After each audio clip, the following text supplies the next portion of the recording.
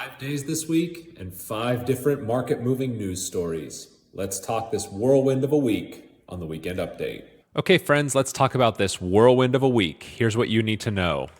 Now, normally on the Weekend Update, we start with looking at the market. We're actually going to look at the market at the end of this presentation because there's a lot of news I got to catch you up on. So let's take the week day by day.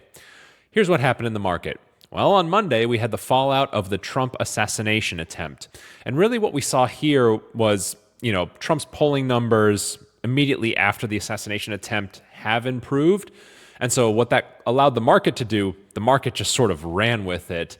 Trump trade was very strong on Monday, small caps catching a bid. The market was basically had already decided who the president was on Monday. That was Donald Trump because of the assassination attempt. And the Trump stocks, the Trump trade was back in a vengeance on Monday. Tuesday, we saw a rotation from large cap into small caps, and this was really the continuation. So Monday was really the Trump trade. Tuesday was really, we know how Trump's going to operate. He likes to run the economy hot, and so therefore we should buy some of these small caps. We should sell some of these big tech guys, buy some of these small caps. We saw some of the strongest rotation from large cap into small caps ever in history as of Tuesday. So Monday and Tuesday, really strong trend. It's the Trump train. All of a sudden on Wednesday, we started to get into some trouble here related to Taiwan. Trump came out and said, hey, is it really our problem to defend Taiwan? They took our chip business and they don't really pay us all that much. Really sort of continuing some of the behavior we saw in his 2016 presidency of sort of like squeezing allies. Needless to say, with semiconductors, which are primarily manufactured in Taiwan, as one of the largest sectors of the market, Wednesday was not a good day. Wednesday kicked off a sell-off that has basically continued all the way through.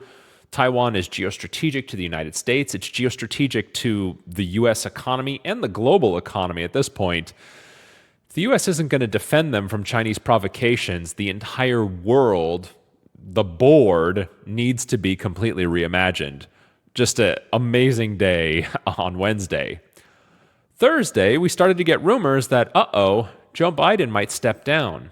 And if Joe Biden does step down, just about any other potential Democratic candidate would be more popular. If you'll remember, this is something that I've warned all along. We'll see if the two presumptive nominees are actually the candidates when we get to November. But all of a sudden, if Biden's out, immediately the market goes into overdrive. If Biden is out, well, then maybe the other person can win against Trump. And in fact, there's quite a few who poll better against Trump than Biden right now. Anybody younger polls really good against Trump. So all of a sudden, that Trump trade that started in Monday and Tuesday, as soon as Wednesday started saying stuff about Taiwan, that wasn't good. Thursday, we got to completely undo the entirety of that Trump trade and start to reverse it on Thursday because, Trump may not win. He was, if you followed the market action, Monday he was guaranteed to win. And then by Thursday, we've got a contested election once again.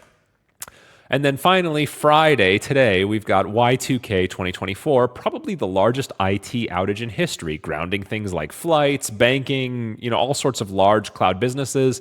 This is affecting primarily Microsoft and CrowdStrike, one of the largest outages in history. In fact, I think as of this point, it's probably the largest outage in history. Man, there are some weeks, there are some years where nothing happens in the market, and there are some weeks where years happen in the market, and we certainly got that this week. So now that I've caught you up on all the news, let's take a look at the market and see how it's doing. Red is the stock market. Orange is the 50-day moving average, the way we've always been looking at it. Purple is the 200-day moving average. And what do you notice? Well, with all of this uncertainty, and there have been gobs of uncertainty this week, and remember, this is one of the biggest risks about election years. Markets don't like uncertainty. We've had a tremendous amount of uncertainty that has pulled us off of our all-time highs, sort of setting up this sort of like corrective action that we're going to see here. There have been massive rotation inside the S&P 500. There's a lot that's going on right now inside the market. And if you'll remember, one of the things that I talked about was, hey, I think in the back half of July, we're going to start to see some bumps, right? We were holiday period, dog days of summer up until this point. I think it's starting to get real. So if you're a long-term investor, which is what you should be if you're in the market, you don't need to worry about any of this stuff. I think what happens is the market likes to shoot first and ask questions later. And certainly Trump's going to win. Oh no, Trump now is not going to win, all within 1 week. shows you that short-term nature of the market. If you completely discard all of that, I think you'll do fine. So there you go. That's where we are. That's what's going on in the market. Plenty of action for you. I'll see you next week for the news review. Take care. Okay, friends, that was the video. I hope you liked it. If you found it informative, good, entertaining, I'd love if you could scroll down here beneath the video and give me a like there. It helps us out with the algorithm. And then if you want to be notified first of anything new that we upload to the channel, if you come over here, click subscribe, you'll be the first to know as soon as we upload anything. Appreciate it. See you soon.